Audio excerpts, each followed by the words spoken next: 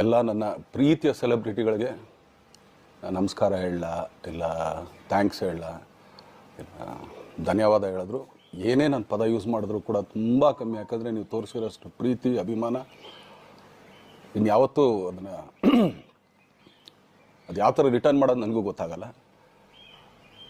But ಇವತ್ತು actually ಇಲ್ಲಿ ಕೂತ್ಕೊಳ್ಳೋಕ್ಕಾಗಲಿ ಹೇಳೋಕ್ಕಾಗಲಿ ಒಂದೇ ಒಂದು ರೀಸನ್ ಏನಂತಂದರೆ, ಈಗ ಆ್ಯಕ್ಚುಲಿ ಬರ್ಡೇ.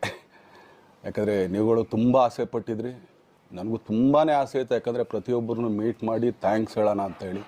ಯಾಕಂದರೆ ಪ್ರತಿ ಸಲ ನೀವು ಬಂದಾಗಲೂ ಎಲ್ರಿಗೂ ನಿಂತ್ಕೊಂಡೆ ಆ್ಯಕ್ಚುಲಿ ಕೈ ಕೊಟ್ಕೊಂಡು ಎಲ್ರಿಗೂ ಒಂದು ಥ್ಯಾಂಕ್ಸ್ ಇಲ್ಲ ವಿಷಸ್ ತೊಗೊಳ್ತಾ ಇದ್ವಿ.